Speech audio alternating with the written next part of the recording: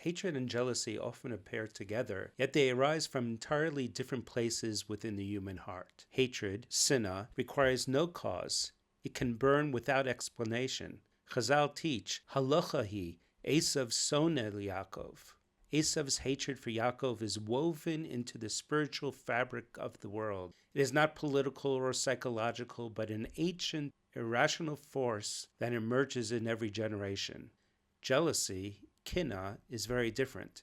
It arises when we see another succeed, build, create, and rise above.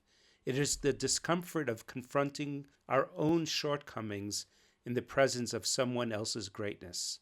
Throughout history, the Jewish people have faced both forces. The hatred of Esav is timeless, but jealousy appears when the nations witness something truly remarkable. The resilience of our people, our ability to rise again and again, even after the most devastating blows. Think of the Jews who returned to the land of Israel after the horrors of the Shoah. They were broken, exhausted, stripped of everything, yet they took a barren and neglected land and breathed life into it. They built a state full of culture, innovation, unity, and courage. This incredible revival stirred a deep jealousy, not only of what was built, but of the spirit and determination that made it possible. We see the same dynamic in the story of Yosef and his brothers. Yosef's first dream, the 11 sheaves, representing the brothers bowing down to his, aroused hatred, sinah. It seemed childish, and Yaakov dismissed it as fantasy. Yet the brothers resented it and hated Yosef because of it. But the second dream, the sun, moon, and 11 stars, representing Yosef's parents and the 11 brothers, bowing down to Yosef, awakened kinah, jealousy. The Torah tells us, Va'aviv shamar es hadavar, that Yaakov kept the matter in mind. Rashi explains, Hayamamtin umitzapem masai yovo, that Yaakov waited expectantly, watching for its fulfillment. Why did Yaakov take the second dream seriously while disregarding the first? Because the first dream excluded the parents. The second dream included them. A dream detached from the earlier generation lacks roots, but a dream that embraces the past becomes part of a greater destiny. We saw a striking example of this in the hippie movement of the 1960s.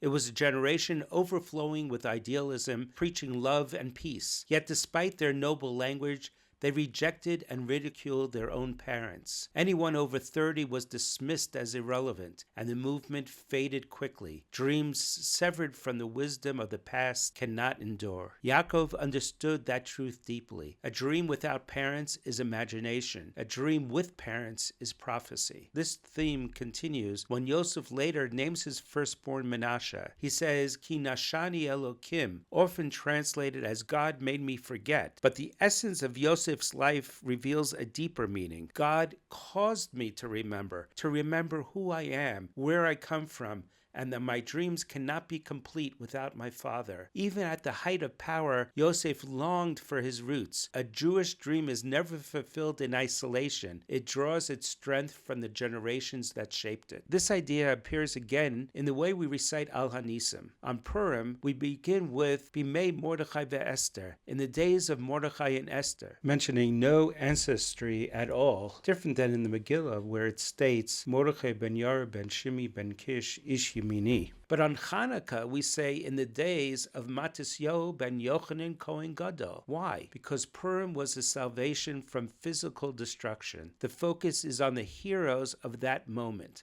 Hanukkah, however, was the fulfillment of a spiritual dream, the restoration of Torah, mitzvos, holiness, and purity. A spiritual revival never begins with one generation. It is built on the foundation of those who came before. So the sages emphasized Matisyahu ben Yochanan Kohen Gadol. The spiritual light of Hanukkah was not born in one moment. It was the continuation of a dream handed down through generations. The Torah teaches, remember the days of old. Consider the years of ages past. Ask your parents and they will tell you, your elders and they will teach you. The Jewish people did not survive because of numbers or armies or power. We survived because of memory, continuity, and the unbreakable bond between generations. generations. Our dreams have never been ours alone. They reach backward to our ancestors and forward to our children. The dreams of our people have never belonged to one generation. They were carried by parents and children, by sages and leaders across thousands of years. Now, it is our turn to take our place in that unbroken chain with humility, with strength, and with faith. And may Hashem grant that the vision of our time be woven seamlessly into the eternal destiny of the Jewish people.